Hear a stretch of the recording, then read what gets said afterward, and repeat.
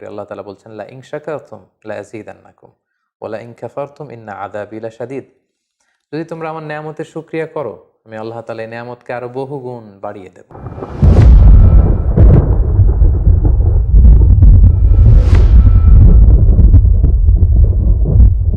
আসসালামু আলাইকুম ওয়া রাহমাতুল্লাহি ওয়া বারাকাতুহু। নাহমাদুহু ওয়া নুসাল্লি আলা রাসূলিহিল কারীম। আম্মা বা'দু ফাআউযু বিল্লাহি মিনাশ শাইতানির রাজীম। বিসমিল্লাহির রাহমানির রহিম। হুদ আলাইহিস সালাম কুরআন আল কারীমে উল্লিখিত ২৫ জন নবীর মধ্য থেকে অন্যতম একজন নবী, যিনি সাইয়েদনা নূহ আলাইহিস সালামের ৫টি জেনারেশন পরে আদ জাতির কাছে প্রেরিত হয়েছেন। এবং সাইয়েদনা হুদ আলাইহিস সালামের নামে আল্লাহ তাআলা কালামুল্লাহ মাজিদে কুরআন আল কারীমে একটি সূরাও ডেডিকেট করেছেন, সূরাতু হুদ। এটি কুরআন আল কারীমের ১১ নম্বর সূরা। আল্লাহ তাআলা ইরশাদ করছেন, ওয়া ইলা আদিন আখাহুম হুদা। আমি আদ জাতির কাছে হুদ আলাইহিস সালামকে প্রেরণ করেছিলাম। এই আদ জাতি আহকাফ এলাকায় বসবাস করত, যেটি সূরাতুল আহকাফে আল্লাহ তাআলা আমাদেরকে জানিয়েছেন। আল্লাহ ইরশাদ করছেন, ওয়াযকুর আখা আদিন ইয আনযারা কওমাহু বিল আহকাফ। হে নবী, আপনি কুরাইশদেরকে আদ জাতির কাছে প্রেরিত হুদ আলাইহিস সালামের ঘটনা আপনি তাদেরকে শোনান, যিনি আহকাফবাসীদেরকে সতর্ক করেছিলেন। আহকাফ এলাকায় অবস্থিত আদ জাতির কাছে আল্লাহ তাআলা হেদায়েতের বাণী দিয়ে হুদ আলাইহিস সালামকে প্রেরণ করেছিলেন। এখন আমরা জানার চেষ্টা করব যে এই আহকাফ এলাকাটি কোথায়। এই আহকাফ এলাকাটি বেসিকলি অ্যারাবিয়ান পেনিনসুলার একেবারে সাউদার্ন মোস্ট এলাকাতে পার্টে অবস্থিত, অর্থাৎ একেবারে দক্ষিণাঞ্চলে। আধুনিক যেই ম্যাপ, এই ম্যাপের হিসেবে যদি আমরা বলি, তাহলে ইয়ামানের হাদারামাউত শহর এবং ওমানের মাঝামাঝি একটা এলাকাকে আহকাফ এলাকা বলা হয়, এবং যেটিকে কালামুল্লাহ মাজিদে ইরামও বলা হয়েছে। আধুনিক যারা প্রত্নতত্ত্ববিদ, মডার্ন যারা আর্কিওলজিস্ট, তাদের মতে নিউলি ডিসকভার্ড উবার সিটি বলে একটি সিটি আছে। এই সিটিটাই হচ্ছে বেসিকলি আদ জাতির ক্যাপিটাল ছিল, যেটাকে কোরআনে ইরাম বলা হয়েছে। ইরামা যাতিল ইমাদ। তারা অনেক উঁচু উঁচু প্রাসাদ বানাতো, লাফটি টাওয়ার্স তারা বানাতো তাদের এলাকাতে। সাইয়েদনা হুদ আলাইহিস সালাম তিনি ছিলেন ৫ জন অ্যারাবিয়ান প্রফেটের একজন, অর্থাৎ আরবি ভাষাভাষী ৫ জন ২৫ জন নবীর মধ্য থেকে ৫ জন নবী ছিল যারা অ্যারাবিয়ান প্রফেট ছিলেন, আরবি ভাষায় কথা বলতেন। হুদ আলাইহিস সালাম তার মধ্যে অন্যতম। সেই ৫ জন নবী হচ্ছেন হুদ আলাইহিস সালাম, সালেহ আলাইহিস সালাম, ইসমাঈল আলাইহিস সালাম, শুআয়ব আলাইহিস সালাম এবং মুহাম্মদুর রাসূলুল্লাহ সাল্লাল্লাহু আলাইহি ওয়াসাল্লাম। এই ৫ জনই আরবি ভাষায় কথা বলতেন। এবার আমরা জানবার চেষ্টা করব যে আদ জাতির কিছু ফিচার্স, তাদের ক্যারেক্টারিস্টিক্স কেমন ছিল, তাদের স্বভাব, তাদের অভ্যেস, তাদের গুণাবলী কেমন ছিল। আমরা কালামুল্লাহ মাজিদ থেকে জানতে পারি যে তারা ছিল শাদীদুল বাতশ, খুব শক্তিশালী, খুব মাইটি একটা নেশন ছিল আদ জাতি। এবং তারা ছিল মুত্রিফুন ওয়া আগনিয়া, অত্যন্ত ধনী, বিলাসী যাপনের অধিকারী তারা ছিল। তাদের আন্ডারে অনেক বাগান ছিল, তাদের এলাকায় অনেক ঝর্ণা ছিল, পশু সম্পদ দিয়ে আল্লাহ তাআলা, কৃষিজ সম্পদ দিয়ে আল্লাহ তাআলা তাদেরকে সমৃদ্ধ করেছিলেন। এবং তাদের বিল্ডিংগুলো ছিল অনেক উঁচু উঁচু, বিনা উহুম শামিখুন ওয়া আলিন, অনেক উঁচু টাওয়ার তারা বানাতে পারত। এবং তারা মূর্তি পূজা করত। এই হচ্ছে ইন জেনারেল আদ জাতির কিছু বৈশিষ্ট্যের কথা আমরা কোরআন সুন্নাহ থেকে পাই। আমরা যদি সরাসরি কালামুল্লাহ মাজিদের দিকে তাকাই, তাহলে দেখব যে কালামুল্লাহ মাজিদ আমাদেরকে বলেছে তারা উঁচু স্থাপনা নির্মাণে খুব পারদর্শী ছিল। এবং সাইয়েদনা নূহ আলাইহিস সালামের কওমের পরেই আল্লাহ তাআলা আদ জাতিকে এই পৃথিবীতে স্থলাভিষিক্ত করেছেন। আল্লাহ তাআলা ইরশাদ করেছেন, ইয জাআলাকুম খুলাফাআ মিন বা'দি কওমি নূহ ওয়া যাদাকুম ফিল খালকি বাসতা। তোমাদেরকে আল্লাহ তাআলা নূহ আলাইহিস সালামের কওমের পরে পৃথিবীতে স্থলাভিষিক্ত করেছেন, এবং ওয়া যাদাকুম ফিল খালকি বাসতা, তোমাদেরকে আল্লাহ ফিজিক্যালি ওয়েল বিল্ড করেছেন। অর্থাৎ খুব সুঠাম দেহের অধিকারী ছিল আদ জাতির লোকজন। আদ নেশনের লোকজন অত্যন্ত শক্তিশালী, সুঠাম দেহের অধিকারী ছিল। এবং সূরা শুআরাতে আল্লাহ তাআলা আদ জাতির ব্যাপারে বলছেন যে, আতাবনুনা বিকুল্লি রিইন আয়াতান তা'বাথুন। তোমরা কেন প্রতিটি রোড ক্রসিংয়ে বা প্রতিটি উঁচু জায়গায় কেন তোমরা বড় বড় লফটি টাওয়ার্স, অনেক উঁচু উঁচু টাওয়ার তোমরা কেন বানাচ্ছ? ওয়া তাত্তাখিযুনা মাসানিআ লাআল্লাকুম তাখলুদুন। আর তোমরা বড় বড় রয়্যাল প্যালেস বানাও, রাজপ্রাসাদ বানাচ্ছ, এবং তোমরা ভাবছো এই প্রাসাদগুলোই তোমাদেরকে এই পৃথিবীতে চিরকাল বাঁচিয়ে রাখবে। তোমরা চিরকালের জন্য পৃথিবীতে প্রাসাদের মধ্যে থাকতে পারবে, এমনটি তোমরা ভাবো। ওয়াইদা বাতাসতুম বাতাসতুম জব্বারিন, আর যখন তোমরা অ্যাটাক করো কোনো জাতিগোষ্ঠীর উপর, তোমরা ভয়ঙ্কর ভাবে অ্যাটাক করো, খুবই আগ্রাসী মনোভাব নিয়ে অ্যাটাক করো। অর্থাৎ আদ জাতি খুব দুর্ধর্ষ একটা জাতি ছিল, যারা আশেপাশের অন্যান্য জাতির উপর অত্যাচার চালাতো, তাদেরকে যখন অ্যাটাক করতো খুব মারাত্মকভাবে তারা অ্যাটাক করতো। এবং সূরাতুল ফজর আল্লাহ তাআলা ইরশাদ করছেন, ইরামা যাতিল ইমাদ আল্লাতী লাম ইউখলাক মিসলুহা ফিল বিলাদ, তাদের আবাসস্থল ছিল ইরাম এলাকায়, যেটাকে আমরা বলেছি বিশাল আহকাফ রিজিয়নের মধ্যে আদ জাতির ক্যাপিটাল ছিল এই ইরাম, যেটাকে আধুনিক সময়ে মডার্ন আর্কিওলজিস্টরা এটাকে উবার্ট সিটি বলে, যেটাকে বলছে উবার্ট সিটি, এটাই ছিল বেসিক্যালি আদ জাতির ক্যাপিটাল বা রাজধানী। এবং সেখানে যাতিল ইমাদ, তারা বড় বড় স্থাপনা নির্মাণে খুবই পারদর্শী ছিল। আল্লাতী লাম ইউখলাক মিসলুহা ফিল বিলাদ, এরকম বড় বড় কনস্ট্রাকশন, এরকম বড় বড় স্থাপনা পৃথিবীতে অন্য কোনো জাতিগোষ্ঠীর মধ্যে তৎকালীন সময়ে দেখা যেত না, যেটা তারা তাদের এলাকাতে এই স্থাপনাগুলো করেছিল। এবং সবচেয়ে বড় ব্যাপার হচ্ছে যে তারা খুব অহমিকা বোধ করতো, অহংকার করত, এটা নিয়ে খুব একটা বোস্টফুল ভাব তাদের মধ্যে ছিল, একটা ইন্টেলিজেন্স ছিল, একটা প্রাইড ছিল যে আমরাই সেরা, আমরাই সবচেয়ে বড়, আমাদেরকে শেষ করে দেওয়ার মতো কেউ নেই, যেটা সরাসরি কোরআন কোট করেছে। আল্লাহ তাআলা ইরশাদ করেছেন, ফাআম্মা আদুন ফাস্তাকবারু ফিল আরদ, আর আদ জাতি পৃথিবীতে অহংকার প্রদর্শন করেছিল, বিগাইরিল হক, অন্যায়ভাবে তারা নিজেদেরকে অনেক বড় বলে মনে করত, বড়ত্বের ঘোষণা দিত খুব বেশি বেশি। ওয়াকালু মান আশাদ্দু মিন্না কুওয়া, আর তারা বলতো আমাদের চাইতে শক্তিশালী আবার কে আছে, we are the mighty nation, আমরা হচ্ছে এই পৃথিবীর মধ্যে সবচাইতে শক্তিশালী জাতি, আমাদেরকে হারিয়ে দিতে পারে, আমাদেরকে ধ্বংস করে দিতে পারে, আমাদেরকে নিশ্চিহ্ন করে দিতে পারে এমন কোনো শক্তি পৃথিবীতে জন্ম নেয়নি। এভাবে তারা বুক ফুলিয়ে অহংকার প্রকাশ করত। আল্লাহ তাআলা বলছেন, আওয়ালাম ইয়ারাউ আন্নাল্লাহা আল্লাযী খালাকাহুম হুয়া আশাদ্দু মিনহুম কুওয়া, ওরা কি দেখে না যে আল্লাহ তাআলা তাদেরকে সৃষ্টি করেছে, তিনি তাদের চাইতে অনেক বেশি শক্তিশালী। ওয়া কানু বিআয়াতিনা ইয়াজহাদুন, কিন্তু তারা আমার নিদর্শন থেকে মুখ ফিরিয়ে নেয়, তারা অস্বীকার করে। তাহলে ওভারঅল আদ জাতির ব্যাপারে এই তথ্যগুলো আমরা কালামুল্লাহ মাজিদ থেকে পেয়ে থাকি। তো এই জাতিগোষ্ঠীকে অহংকার ছেড়ে দিয়ে, এই দাম্ভিকতা ছেড়ে দিয়ে, এই বড়ত্ব ছেড়ে দিয়ে তারা যেন তাওহীদের দিকে ফিরে আসে, শিরকের চর্চা ছেড়ে তারা যেন এক আল্লাহর দাসত্বে বা এবাদতের দিকে ফিরে আসে, এজন্য আল্লাহ তাআলা সাইয়েদনা হুদ আলাইহিস সালামকে এই জাতিগোষ্ঠীর হেদায়েতের জন্য তিনি আদ জাতির কাছে প্রেরণ করেছেন। এবং সাইয়েদনা হুদ আলাইহিস সালাম ওনার সর্বোচ্চটুকুন দিয়ে পুরো জাতিগোষ্ঠীর মাঝে তাওহীদের দাওয়াতকে তিনি পৌঁছে দিয়েছেন।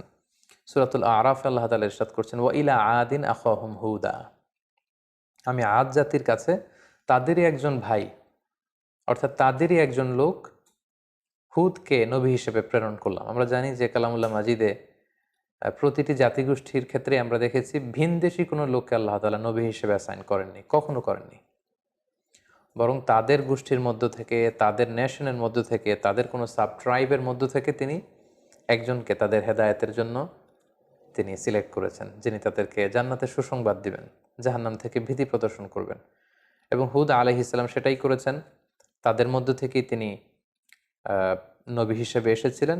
এবং সব নবীরা যে তাওহীদের দাওয়াত দিয়েছেন, সাইয়েদনা হুদ আলাইহিস সালাম সেই তাওহীদের দাওয়াতই তার জাতিগোষ্ঠীর কাছে তিনি পেশ করেছেন। তিনি বলেছেন, ইয়া কওমি আবুদুল্লাহ মা লাকুম মিন ইলাহিন গায়রু আফালা তাত্তাকুন, হে আমার জাতিগোষ্ঠীর লোকেরা, তোমাদের কি হলো, কেন তোমরা এক আল্লাহকে রেখে দিয়ে এত এত মূর্তির ইবাদত করছো, আফালা তাত্তাকুন, তোমরা কি আল্লাহকে ভয় করবে না? এটা একটা কমন দাওয়াত ছিল সব নবীদের, সব নবীরাই এক আল্লাহর দাস আমাদেরকে বানানোর জন্য পৃথিবীতে এসেছেন। আমরা যেন হাজার হাজার রবকে ছেড়ে দিয়ে, হাজার হাজার মূর্তিকে ছেড়ে দিয়ে, পৌত্তলিকতা ছেড়ে দিয়ে আমরা যেন এক আল্লাহর বান্দায় পরিণত হতে পারি, এটাই ছিল সব নবীদের মিশন এবং ভিশন। পাশাপাশি আমরা জানি যে আদ জাতি খুব শক্তিশালী একটা জাতি ছিল, তাদেরকে আল্লাহ তাআলা অনেক নাজ নেয়ামত দিয়েছেন। তো সাইয়েদনা হুদ আলাইহিস সালাম এই নাজ নেয়ামতের কথা স্মরণ করিয়ে দিয়েও তাদেরকে তাওহীদের দিকে দাওয়াত দিয়েছেন। তিনি বলেছেন, ওয়াযকুরু ইয জাআলাকুম খুলাফা মিন বা'দি কওমি নূহ, অর্থাৎ হে আমার জাতিগোষ্ঠী, তোমরা কি দেখছো না যে নূহ আলাইহিস সালামের পরে আল্লাহ তোমাদেরকে পৃথিবীতে সম্মানিত করেছেন। নূহ আলাইহিস সালামের কওমকে আল্লাহ তাআলা মহাপ্লাবন দিয়ে ধ্বংস করেছেন। সো তারা তো তোমাদের অ্যানসেস্টর ছিল, তোমাদের পূর্বপুরুষদের কি ভাগ্যে কি ঘটেছে এটা তো তোমরা দেখেছো। সো এটা দেখেও তোমরা কেন শিক্ষা নিবে না? এবং ওয়াজহাদাকুম ফিল খালকি বাসতা, আল্লাহ তোমাদেরকে সুঠামদেহী করেছেন, শক্তিশালী করেছেন। ফাযকুরু আলা আল্লাহি লাআল্লাকুম তুফলিহুন, ফলে আল্লাহ তাআলা তোমাদেরকে যে নেয়ামত দিয়েছেন এই নেয়ামতগুলোকে তোমরা স্মরণ করো, আল্লাহর নেয়ামতের শুকরিয়া করো। এইভাবে তিনি দাওয়াত দিতে লাগলেন। পাশাপাশি তিনি বোঝাতে চাইলেন যে তোমরা যতই পাপ করো না কেন, যতই অন্যায় করো না কেন, আল্লাহর তওবার দরজা, রহমতের দরজা এটা তোমাদের জন্য খোলা সব সময়। The door of Allah is open for you 24/7। যে কোনো সময় তুমি ইস্তেগফার করো, তওবা করো, শিরক থেকে ফিরে এসে এক আল্লাহর ইবাদতে মনোনিবেশ করো, আল্লাহ তাআলা তোমাদেরকে ক্ষমা করবেন। এবং সেটাই তিনি বললেন, ইয়া কওমি ইস্তাগফিরু রাব্বাকুম, হে আমার জাতিগোষ্ঠীর লোকেরা, তোমরা আল্লাহর কাছে ক্ষমা চাও। সুম্মা তুবু ইলাইহি, আল্লাহর দিকে ফিরে আসো। Come back to your Lord.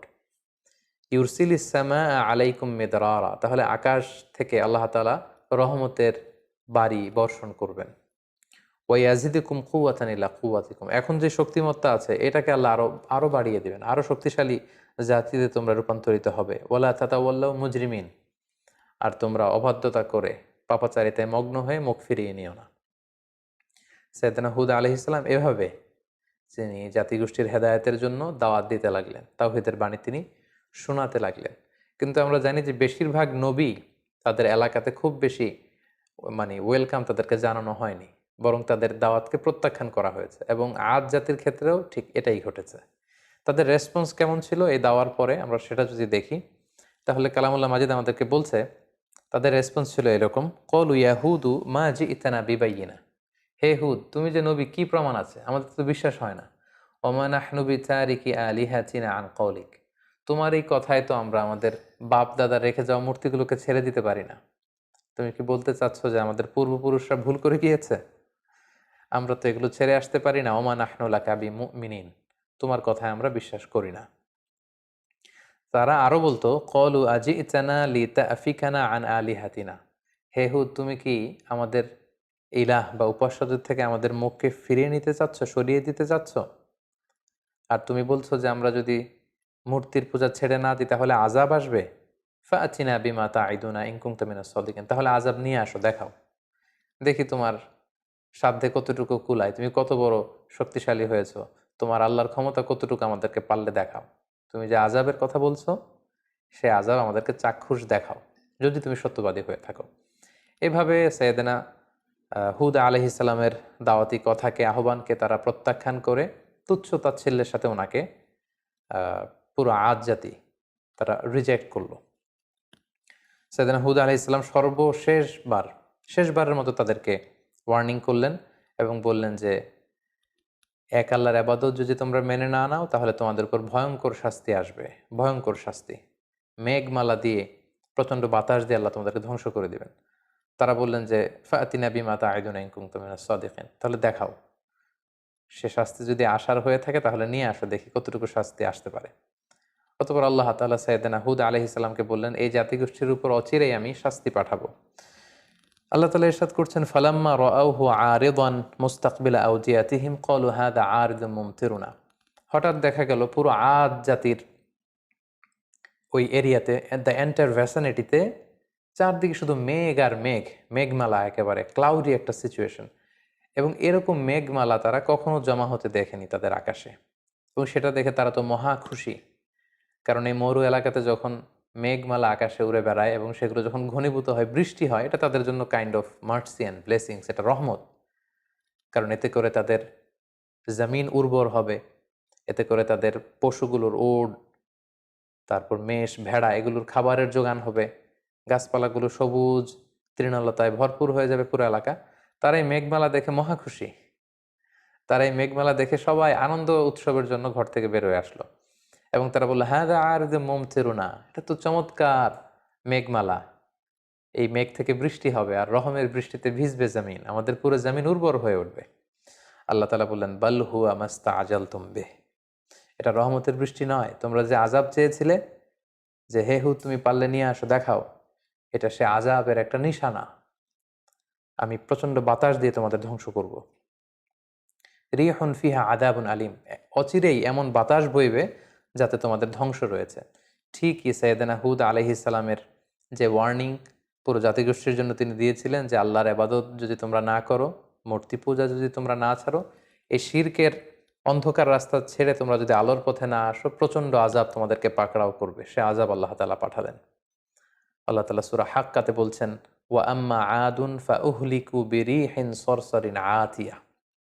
প্রচণ্ড ঝঞ্ঝা বিক্ষুব্ধ বাতাস আল্লাহ তাআলা পাঠালেন, violent wind storm with cold wave, প্রচণ্ড শৈত্যপ্রবাহ, প্রচণ্ড ঠান্ডা ঝড়ো হাওয়া। তারা যখন বাইরে বের হয়ে আসলো, প্রচণ্ড গরমের মধ্যে থেকে হঠাৎ করে ওয়েদারটা টার্ন করে ঠান্ডা হতে লাগলো। ঠান্ডা হতে হতে প্রচণ্ড ঠান্ডায় পুরো এলাকার মধ্যে প্রচণ্ড শৈত্যপ্রবাহ শুরু হয়ে গেল এবং প্রচণ্ড ঠান্ডা ঝঞ্ঝাবায়ুতে, এই ঠান্ডা ঝড়ো হাওয়াতে এলাকার লোকজন আর বাইরে অবস্থান করতে পারলো না, সকলে ঘরের ভেতরে চলে গেল। এবং আল্লাহ তাআলা বলছেন, সাখখারাহা আলাইহিম সাবা আলাইয়ালিন ওয়া সামানিয়াতা আইয়াম, টানা 7 রাত 8 দিন এই প্রচণ্ড শৈত্যপ্রবাহে পুরো এলাকাটাকে আল্লাহ নাস্তানাবুদ করে দিলেন। প্রত্যেকটা মানুষ প্রচণ্ড ঠান্ডায় তারা যে যেখানে ছিল প্রত্যেকের ঘরে সেখানে মৃত্যুবরণ করলো। হুসুমান ফাতারাল কওমা ফিহা সারআ। আল্লাহ তাআলা বললেন, নবী হে, আপনি যদি তখন থাকতেন, আদ জাতির উপর এমন ভায়োলেন্ট উইন্ড স্টর্ম আমি পাঠিয়েছি শৈত্যপ্রবাহের সাথে, পুরো নেশন ওয়াইড ডিস্ট্রাকশন ছিল সেটা। আপনি থাকলে দেখতে পেতেন যে ফাতারাল কওমা, পুরো জাতিটা একসাথে, ফিহা সারআ, ভূলুণ্ঠিত হয়ে জমিনে উপুর হয়ে পড়েছিল, চিৎপটাং হয়ে পড়েছিল। তাদেরকে দেখলে আপনার মনে হতো কান্নাহুম আজাজু নাখলিন খাওয়িয়া, এগুলো যেন কেমন যেন ভেঙে যাওয়া খেজুর গাছ। অনেক খেজুর গাছ আছে অনেক দিন পুরনো হয়ে যাওয়াতে এটা ভেঙে মাটিতে লুটিয়ে থাকে, ভুলুণ্ঠিত হয়ে থাকে। পুরো আদ জাতির নাসিবে আমি এটাই রেখে দিয়েছিলাম। প্রচণ্ড ঠান্ডা বাতাসে, প্রচণ্ড ঝড়ো হাওয়া দিয়ে, শৈত্যপ্রবাহের মধ্য দিয়ে, রিহিন সরসার, ঝঞ্ঝা বিক্ষুব্ধ বাতাস দিয়ে আমি এই জাতিটাকে ধ্বংস করে দিয়েছি। এবং আপনি দেখলে বুঝতে পারবেন না, পুরো এলাকাটার এমন ভয়ঙ্কর অবস্থা আমি আল্লাহ তাআলা করে দিয়েছি, আপনি দেখলে বুঝতেই পারবেন না যে এখানে এরকম মাইটি নেশন, এরকম শক্তিশালী একটা জাতি এখানে ছিল। এটা দেখে বোঝারই উপায় নেই। সম্মানিত, শুধু ঠিক এভাবেই এই পৃথিবী থেকে এরকম একটি মাইটি নেশনের বিদায় ঘটেছে আল্লাহ তাআলার অবাধ্যতার কারণে, অহংকার প্রদর্শনের কারণে। সাইয়েদনা হুদ আলাইহিস সালামের আনিত এই দাওয়াতকে প্রত্যাখ্যান করবার কারণে পুরো জাতিগোষ্ঠীকে আল্লাহ তাআলা ধ্বংস করে দিয়েছেন। এই হুদ আলাইহিস সালামের পুরো জীবনী থেকে আমরা কি শিখতে পারি? আমরা যদি কিছু লাইফ লেসন এখান থেকে নিতে চাই, তাহলে আমরা প্রথমেই বলবো, 1 নম্বর যেটা আমরা শিখতে পারি যে আল্লাহ তাআলা যদি আমাদেরকে কোনো নেয়ামত দিয়ে থাকেন, আমাদের কৃতজ্ঞ হওয়া উচিত, গ্রেটফুল হওয়া উচিত, শুকরিয়া জ্ঞাপন করা উচিত, শুকরগুজার হওয়া উচিত। তাদেরকে আল্লাহ তাআলা বাসতাতান ফিল খালক, সুঠামদেহী বানিয়েছেন, শক্তিশালী বানিয়েছেন, বড় বড় টাওয়ার বানানোর সুযোগ করে দিয়েছেন, প্রতিপত্তি দিয়েছেন, শান শওকত দিয়েছেন। কিন্তু তার বিপরীতে এগুলো শুকরগুজার তারা হয়নি। আল্লাহ তাআলা শুকরিয়া না করে তারা সেখানে অহংকার প্রদর্শন করছিল, নিজেদের বরত্বের ঘোষণা দিচ্ছিল। সো এই শিক্ষাটি আমরা নিতে পারি, আল্লাহর কোনো নেয়ামত পেলে যেন আমরা নেয়ামতের শুকরিয়া করি। আল্লাহ তাআলা বলছেন, লা ইন শাকারতুম লা আযীদান্নাকুম ওয়া লা ইন কাফারতুম ইন্না আযাবি লাশাদীদ। যদি তোমরা আমার নেয়ামতের শুকরিয়া করো, আমি আল্লাহ তাআলা এই নেয়ামতকে আরো বহুগুণ বাড়িয়ে দেব। আর যদি না শুকরি করো, তাহলে জেনে রাখো আমার শাস্তি বড় ভয়ঙ্কর। 2 নম্বর যে শিক্ষাটি আমরা পাই সেটা হচ্ছে আমাদের হিস্ট্রি থেকে শিক্ষা নেওয়া উচিত। অর্থাৎ ইতিহাস থেকে আমাদেরকে শিক্ষা নিতে হবে। একটা কথা বলা হয় এরকম যে ইতিহাসের সবচেয়ে বড় শিক্ষা হচ্ছে যে মানুষ ইতিহাস থেকে শিক্ষা নিতে চায় না। কারণ আমরা কালামুল্লাহ মাজিদের আয়াত থেকে আমরা জানতে পেরেছি, ইমিডিয়েটলি আফটার কওমে নূহ তারা পৃথিবীতে এসেছিল। আদ জাতিকে আল্লাহ তাআলা নূহ আলাইহিস সালামের কওমের পরেই মহাপ্লাবন দিয়ে যখন পুরো নূহ আলাইহিস সালামের মুশরিক কওমকে আল্লাহ ধ্বংস করেছেন, তারপরে আদ জাতি এসেছিল। সো তাদের হাতের নাগালেই ছিল সেই ঘটনা, কিভাবে বন্যা হয়ে পুরো পৃথিবীবাসী শেষ হয়ে গিয়েছিল আল্লাহ তাআলার অবাধ্যতার কারণে। সো এটা ভুলে যাওয়াটা তাদের জন্য বুদ্ধিমত্তার পরিচয় ছিল না, বরং সেখান থেকে তাদের শিক্ষা নেওয়া দরকার ছিল। সো এটাও আমরা এখান থেকে শিখলাম যে ইতিহাস যেন আমরা ভুলে না যাই, আমরা যেন ইতিহাস থেকে শিক্ষা নিতে পারি। 3 নাম্বার যে শিক্ষাটি আমরা এখান থেকে পেতে পারি সেটা হচ্ছে অহংকার এবং ঔদ্ধত্যের শেষ পরিণতি হচ্ছে ধ্বংস। আল্লাহ তাআলা তাদেরকে অনেক শক্তি দিয়েছেন, তারা অনেক শক্তিশালী একটি জাতি ছিল, মাইটি নেশন ছিল, কিন্তু তাদের অহংকার এবং ঔদ্ধত্যের কারণে কিন্তু আল্লাহ তাআলা ধ্বংস করে দিয়েছেন। কারণ অহংকারকারীদেরকে আল্লাহ তাআলা কখনোই পছন্দ করেন না। হাদিসে কুদসিতে, সুনান ইবনে মাজায় একটি হাদিস এসছে, হাদিসে কুদসি, সেখানে আল্লাহ তাআলা ইরশাদ করছেন, আল কিবরিয়া উ রিদাই, অহংকার হচ্ছে আমার চাদর, ওয়ালা আযামাতু ইজহারি, আর বড়ত্ব হচ্ছে আমি আল্লাহর লুঙ্গি। ফামান নাযাআনি ওয়াহিদাম মিনহুমা আলকাইতুহু ফিন্নার ওয়ালা উবালি। যে আমার এই চাদর ধরে টান দেয়, অর্থাৎ যে অহংকার করতে চায়, যে নিজেকে নিজের বরত্বের ঘোষণা দিতে চায়, সে কেমন যেন আমার চাদর, আমার লুঙ্গি ধরে সে টান দিচ্ছে। সো যে আমার অহংকারের এই এই চাদর ধরে টান দেয়, তাকে আমি জাহান্নামে নিক্ষেপ করব। ওয়ালা উবালি, আই ডোন্ট কেয়ার। আল্লাহ বলেন তাদের দিকে আমি ভ্রুক্ষেপ করব না। সো আমরা যেন আল্লাহর দেয়া নেয়ামতের শুকর গুজার হতে পারি, আমরা যেন ইতিহাস থেকে শিক্ষা নিতে পারি, এবং সব সময়ের জন্য আমরা যেন অহংকার এবং ঔদ্ধত্যকে পরিহার করে বিনয়ী বান্দা হতে পারি। আল্লাহ তাআলা আমাদের সবাইকে কথাগুলো বুঝার ও আমল করার তৌফিক দান করুক।